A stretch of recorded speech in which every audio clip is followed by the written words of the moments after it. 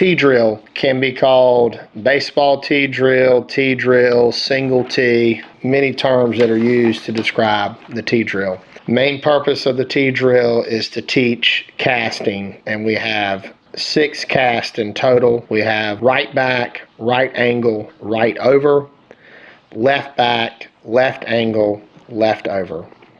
It's a 60-yard drill, so from home to second is 60 yards, and from first to third is 60 yards. On the T-drill, you'll never run from home to first or home to third. You're always running from home to second. You're going to start out running at second base at only 15 yards away, and you're going to work your way back to the pitcher's mound. When you get to the pitcher's mound, you're going to go ahead and introduce right back, left over, left back, right over.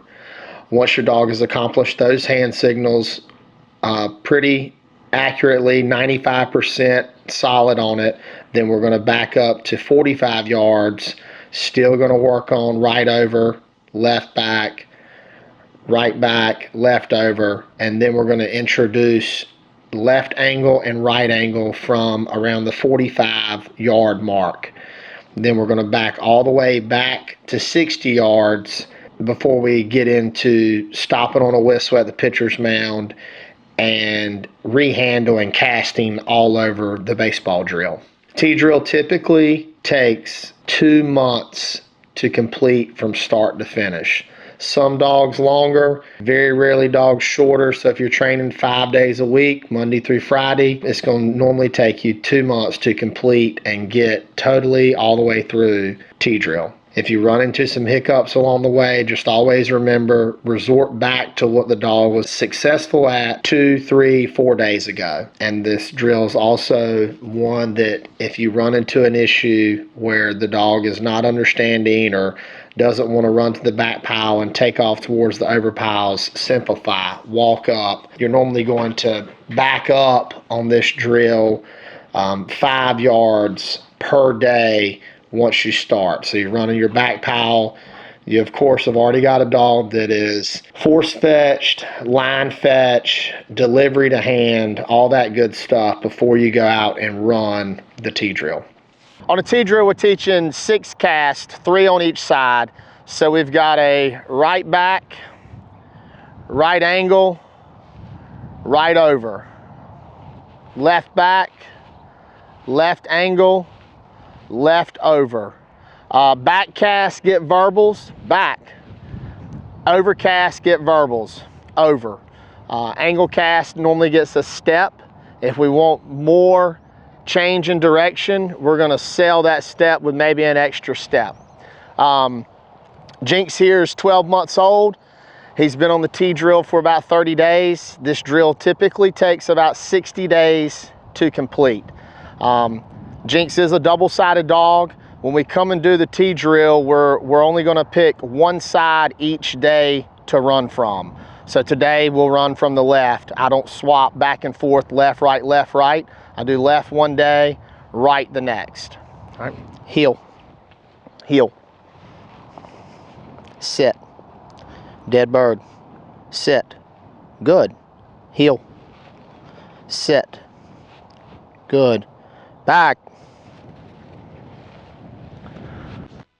Introducing the verbiage on this drill of dead bird, good, right there. Good, attaboy. Here, here, heel, sit, good, dead bird, good, back.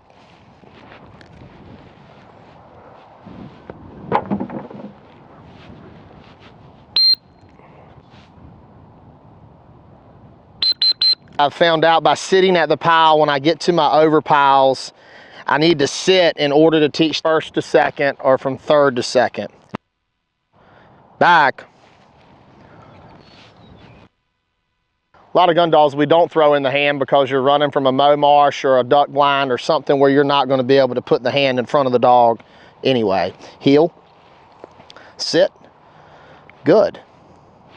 Good. Dead bird. Back. Also, by sitting at the pile, you just over and over and over repetition work on that sit whistle and that sit command and really get ingrained in that dog's head. Dog, good. Here. Here. Good. Heel. Sit. Good. Dead. Back. We're using our bucket here to keep our bumpers from off the ground. That's a big key, because if you're throwing bumpers behind you and the dog comes back and sees it, he's going to want to sometimes, some dogs want to run and get the pile of bumpers that's behind you, especially when we're getting ready to start doing front sit and casting. Good. Here. Atta dog. Good. Sit.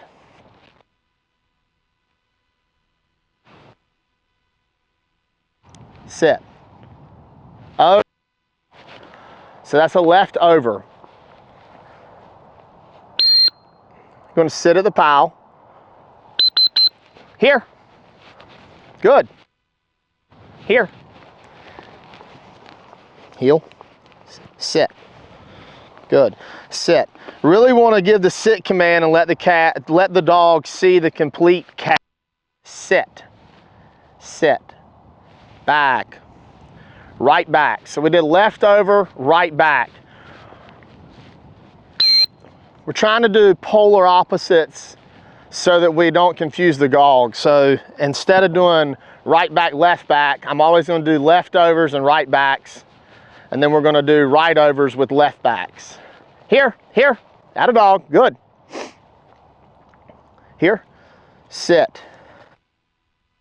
I tend to do verbal in my personal space, and then I use my whistle when my dog is further away. Sit, good.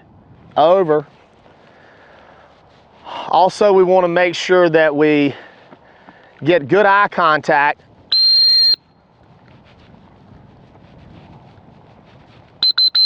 Here, here, good eye contact at this pitcher's mound or intersection. Heel. That way, dog can't cast if he doesn't see you. Sit. So we want to make sure, sit, that we've got good eye contact. Sit. No, sit. Back.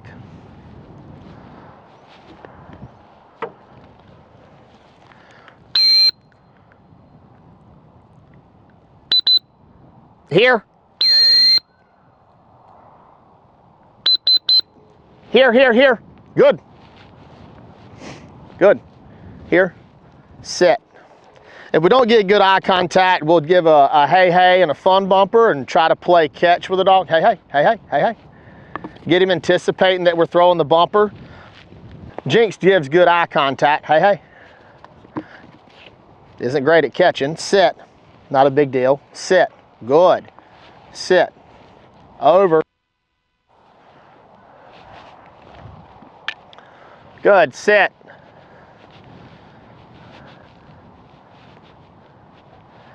Change your sit. Dogs are creatures of habit. Change your duration of how long they stay seated at the piles. Then that way they don't get in a repetition of always getting a cast or a hear whistle within a 1, 2, 3 second count. Good. Here, here. A lot of dogs, if you sit really quick and then start casting, we call it quick casting. And if you've got a fast, high drive dog and you quick cast, they normally tend to start what we call auto casting. Sit, sit, back.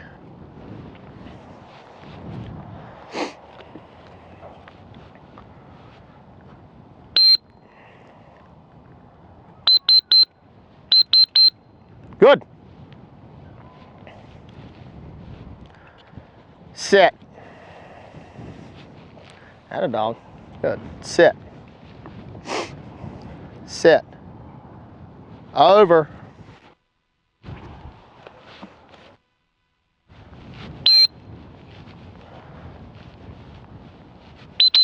Here.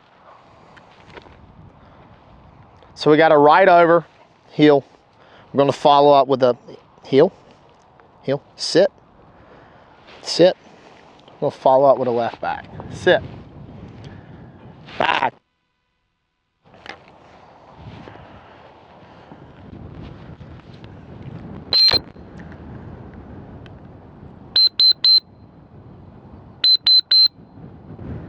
Good. Here. Good. Sit. Over. Also working on getting some distance away from the dog. When we taught these casts, we were pretty close and personal with the dog. There's comfort with being in the dog's personal space, thinking about how much time you've spent in their personal space. Up until this point with line fetch, force to pile, mini baseball tee, all that stuff. Here, everything's been associated with being really close proximity or directly by your side. Heel, sit, good. Sit, good. Sit. On the T-drill, we're teaching a 3-strike correction process. No, sit. Not necessarily refusal, but he didn't take the proper cast. We're going to give a no here. The second infraction, we're going to give a sit, no, and a nick or momentary function. So back to where the infraction occurred, no collar correction. Then I gave a left back, which is actually, he took a left over. That one I set the dog down, no, sit. And I gave a nick with the collar, level 2 is what I'm running, a low 2. Then brought the dog back, set it down, then he did it, the correct cast. Not really upset that when the dog took the left over, he was at least letting me know, hey, I'm getting ready to change major direction. So what my dog told me is he took the right back on the left back cast. Then I gave a no and a here. Well, then when I gave the left back, he took a left over. So at least the dog's telling me like, hey, I know 100% that I don't need to go that way. And then we got a correction over here, and then the dog gave me the correct cast with left back. The third strike under third infraction would be a sit, no, here, and either a continuous or I would go up a little bit on intensity. Once I get to the third strike, I'm going to simplify, sit, sit. This is what my tab's for, heel. Dog wants the front sit because we've done front sit over and over and over running the cast. Once I get to the third strike, if my dog is still not taking the cast, I'm gonna do a couple of things. I'm either gonna walk up and simplify. I might try another collar correction. Typically, if I get to that point, my dog is confused or a little anxious. And normally I'm gonna just walk up and try to get success out of the cast that we're trying to achieve. Heel, sit, good. Dead bird, sit, good, right there. Back. And if we're really, really fair with correction and we do the 3-strike correction, no here, nick, no here with a continuous or maybe a upper level on intensity, normally what happens is, like this dog at this level, he's gonna figure it out normally after the first strike. Here. Oh yes, made that one. Good, heel, sit, heel, sit. Like I said, there's gonna be no collar correction right there for basics. Sit, dead. If I shock in my personal space or get to really nitpicking a dog on basics here, I'm just gonna create a dog that's gonna be anxious. All right, now the over piles are gone, we're gonna back up a little bit, try to get a little more drive on our pile work. This dog's really, really close to being introduced to angle casting. We'll probably do it in the next couple of sessions with him. Now, one disadvantage to the double-sided dog is sometimes they'll try to go to one side or the other. That's why you see us really pronounce by stepping back with one leg or the other. Dogs communicate better with body language typically than they do verbally. So when that dog's coming to you, we're always going to be stepping back with the side that we want him to come to, because he's 24 inches tall and his main focal point is going to be from our thigh to our knees, and paying attention to what leg we step back with. Dead bird. Sit. Good. Back.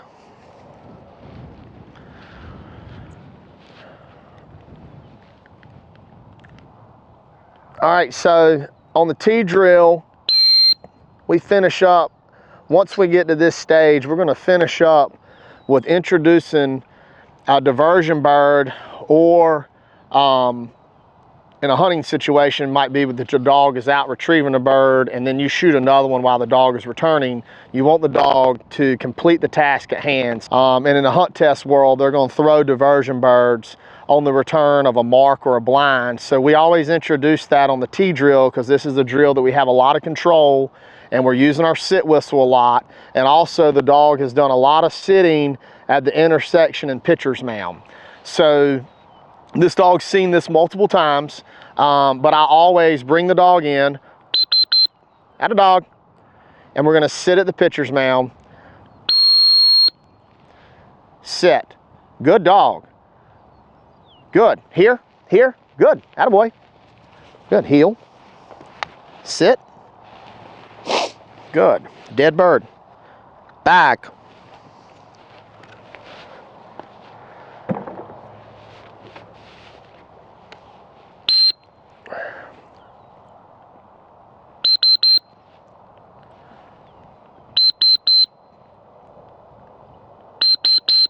All right, I nicked on that third one there. Just wanting to freeze up a little bit. Sit. There goes one. Sit. Good. Here. Here. Switch. Here. Switch. Switch. Good. Sit. Get your mark. Jinx. Attaboy. Good dog. Here. Good. Good. Sit. Good. Good. So the diversion bird, like I said, is taught here because we're pounding the sit whistle over and over and over. Dog was a little bit freezing up on the tweet, tweet, tweet on the here command. Not uncommon, especially because we've set at the pile so much. One thing to keep in mind is Jinx has kept a good attitude throughout this drill. Sometimes you get dogs that avoid eye contact. You might do more of the hey, hey, hey, and throw the bumpers at the intersection, try to play catch with them. You might have to get innovative and go back to even keeping treats or a hot dog in your pocket. You know, that's typically something we address in basics. If we're not getting eye contact, then sit. We might take hot dogs, bite the end off, spit a piece at them, and get them really looking into our face. A little recap. Jinx got shocked twice on this drill. So he took a right back and we gave a left back. We gave a no here, then he took the left over. We gave a sit, no here, and a nick. And then we gave one nick on the last here command coming back to us when he's kind of froze up at the pile. This is not a drill that you typically do a lot of collar correction in my mind. This is more about, hey, let's make it a confident drill, something the dog's very successful at. And another thing is if the dog takes the wrong cast and is running towards the pile, most people are in a frantic, so they blow the whistle, shock to stop the dog all at the same time. And if you think about it, you're not really wanting to shock the dog running at a pile because you're shocking that peripheral. So when they stop and turn around, a lot of times you'll follow up with a cast, and what the dog does is they go, I got shot when I went that way last time. I got shot that way, so I don't want to go in that direction. So a lot of your collar correction is going to be associated with indirect pressure, which is a sit, a nick, and then a cast. So that's when facing you. And then that way you don't shock that dog's peripheral or shock it for going in the direction that you eventually want to go to. Although it might be the wrong direction, you want to get control of the dog and bring it back and give it what we call indirect pressure. All right, so this is T-drill completed and finished. We've got Tide here. Tide's 12 months old. He just completed the T-drill 2 weeks ago. Actually brothers to the last stall we just run, Jinx. And we're gonna go over all the cast on this portion of the T-drill. We're gonna do a process called rehandle, and that's gonna be where the dog's actually picked up a bumper and carrying it around in his mouth to all the locations. We'll still use our course of action as far as correction of 3 strikes. And we're gonna run him off the right side. Like I said, I'm still not gonna switch back to the left. When I come out and run these drills like this, I'm gonna pick one side or the other. If you have a single-sided dog, that's fine. Not a big deal. Just we teach a double-sided dog, so one day we run off the right, one day we run off the left. Here, heel, sit, sit, good. Dead bird, sit, good. Back.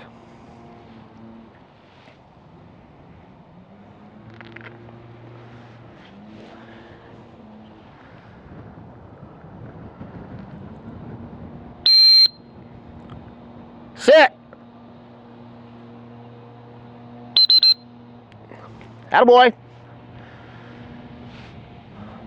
So we're using our heel and our heel. Heel is push, here is pull to line the dog up.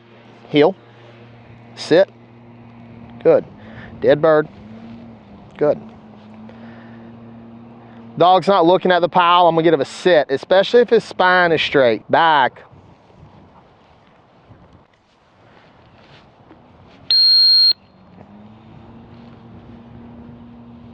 Here. Good. Sit. Sit. Back. All right. Left back. I gave the little bit of here command there to square the dog up.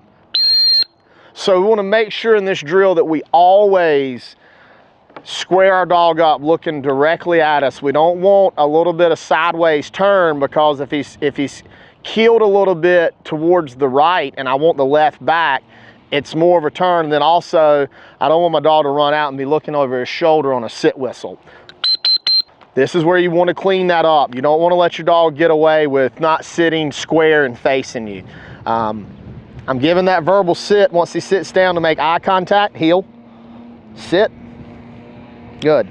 If the dog heels up nicely, then it's going to give us the ability to be already facing where we're going, and we're not screwing around at the line trying to get his spine lined up. If his spine's lined up, then I'm going to give sit, sit, good, right there, back. Different than jinx that we ran at the pitcher's mound, we're not going to always give this dog at the finish level on the T-drill. We're not going to always give it the favor of giving, if we give a left back, a right over. We're just going to mix it up. Also, in between casts, we always run at least one straight through. If we stop every time at the pitcher's mound, here, our dog's going to do what we call pop, and they're going to automatically stop at 30 yards at that pitcher's mound. Sit. Dead bird. Sit. Good. Back. No. Heel. Good. Sit.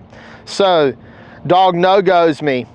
I take off with a heel and a collar correction. I hit the dog on a 3 medium there walking forward. What I'm letting him know is like, hey, hanging out here beside me is not where you want to be. Sit. Sit. Back.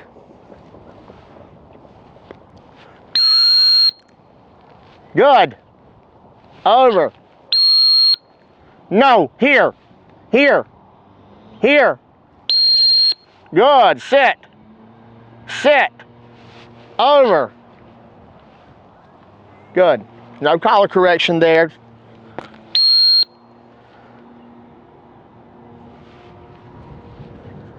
That's a right angle. So we give a left over to lead into the right angle. At a dog. So dog got his first strike, handled the situation very well. Good.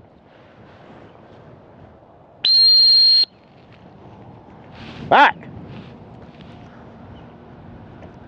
This is the rehandle portion. So because we gave a left over, right angle, we brought in and we gave a left back. That's going to impromptu for the right over. Sit. Over.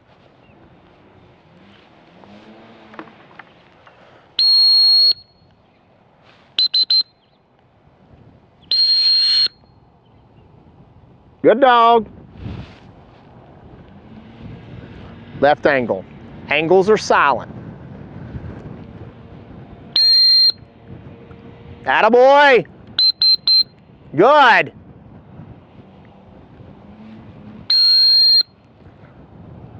Back. Right back. Now, one thing to keep in mind is really helps your dog is if I'm getting these backs back to the back pile, notice that I'm stopping short of the pitcher's mound. I'm still gonna try to help the dog out every way that I can. If I get him to the pitcher's mound, there's 4 options. If I keep him behind the pitcher's mound, rosin bag area, whatever you wanna call it, or, you know, 20 yards from the second base or back pile, then I'm making it a lot easier for the dog to understand that you pretty much have 2 options at that point. Good. So we worked on our rehandle all the way through. Right back, right over, right angle, left angle. Here. Good. Heel. Good. Sit. Dead bird. Sit. Back. One thing I failed to mention is we never run at first or third from home base in this drill. You always run at second. The dog will come back and look at first and third, but that's not where we're running. We're running always at second base, and then we're gonna cast all over the T-drill. Attaboy. All right, this next one's gonna be harder. It's an over to over cast. Sit. Over. Good dog. Over. No, here. Good. Over.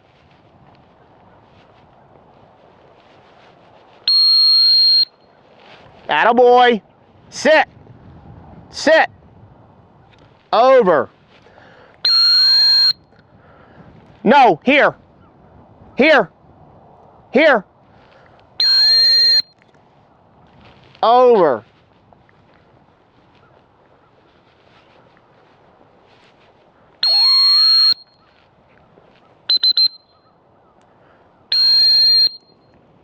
Atta dog. We will call in from first or third. We will never send it first and third. The over to over is a hard cast.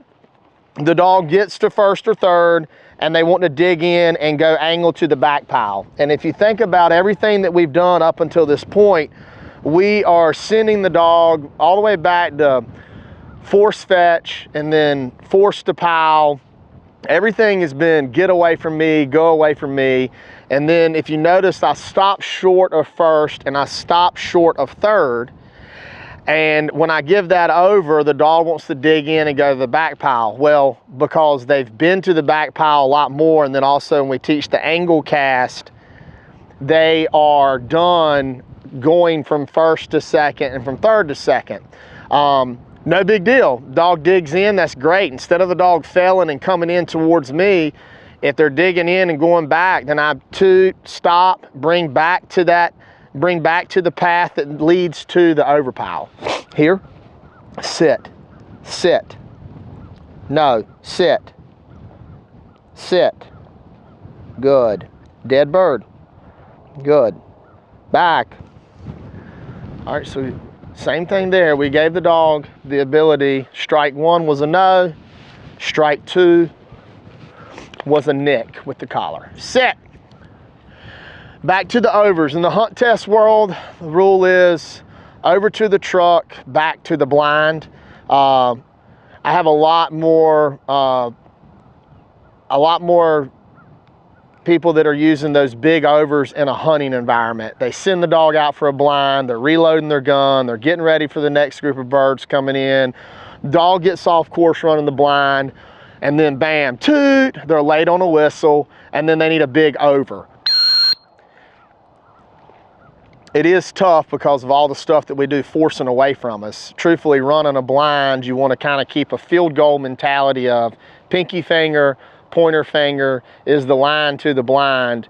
And then every time the dog gets off course and gets in line with my index finger, then I'm going to blow a whistle and cast back into the lane. And to get to the pinky finger, I'm going to blow the whistle and cast back into the lane.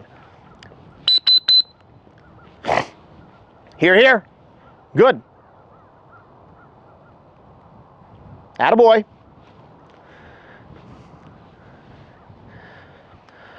Here. Good. Heel. Sit. Good. Good. Release. Good. Dead bird. Back.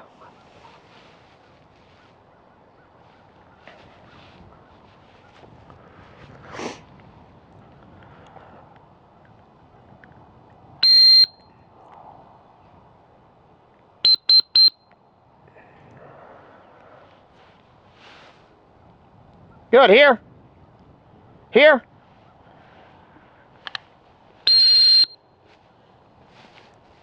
Sit. Hey, hey, sit. Back.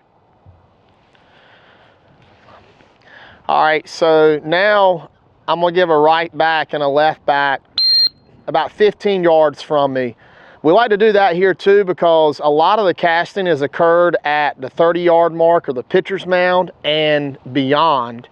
And what we're doing there is a lot of dogs, they get close to you and are more in your personal space, they'll get anxious. So, ooh, I screwed up. So why we're doing that is because if you go to kick off on a blind retrieve and the dog gives you a crappy initial line and you get a quick whistle,